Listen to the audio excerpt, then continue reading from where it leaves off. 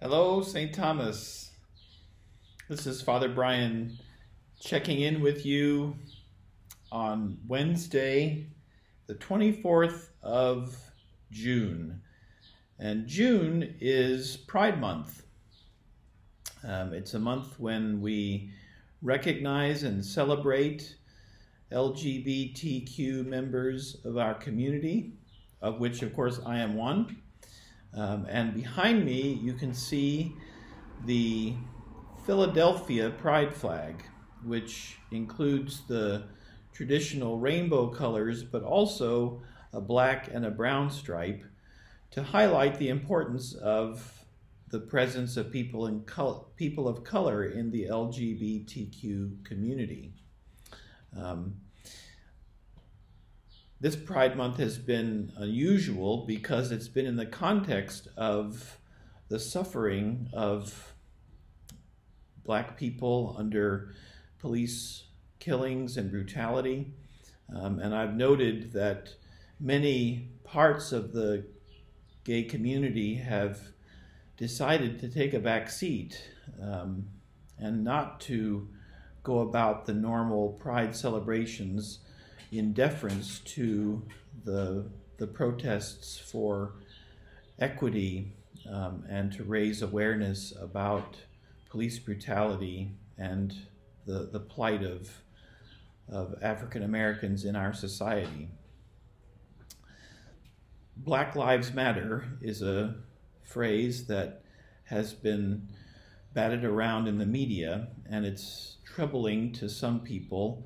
And I think I understand why it's troubling, but I wanted to address where I come from in terms of understanding that phrase, and I absolutely affirm that Black Lives Matter. One of the most helpful analogies that I've heard made with respect to Black Lives Matter is to the story of the prodigal son, which of course we're all familiar with as Christians, the parable that Jesus taught the Pharisees about the nature of God's love. And the prodigal son comes back to his father, and his father lavishes on him attention and love and forgiveness and the finest robe and the ring, and throws him a party.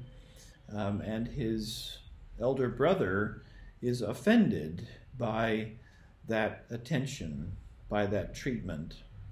And the father says to the elder brother, you know, your younger brother was needed to hear his worth. He needed to understand how much he is loved.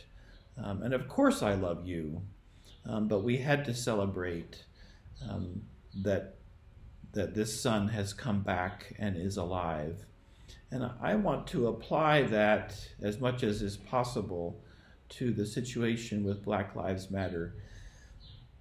The Black community is feeling especially vulnerable, undervalued, underappreciated, at risk of life and limb. And we need to affirm that their lives matter, that they have worth, and that they are loved by us and by God. And it's appropriate for other segments of society, the LGBTQ, to really take a back seat and to affirm the importance of a vulnerable part of our community being lifted up and trying to redress that imbalance that has existed for so long. So I don't know if that helps you in terms of understanding the nature of the Black Lives Matter movement, but applying that scriptural analogy certainly meant something, helped it to have more meaning to me. The last thing I want to talk about with you is the fact that we have been given permission to return to in-person worship. And the plan for St. Thomas is to resume in-person worship on the 19th of July. There's a task force that has been formed of vestry and congregation members to look at all of the things that need to happen to be ready for that, to put everything in place so that we can safely resume our in-person worship. And you'll be hearing more from us in the coming weeks.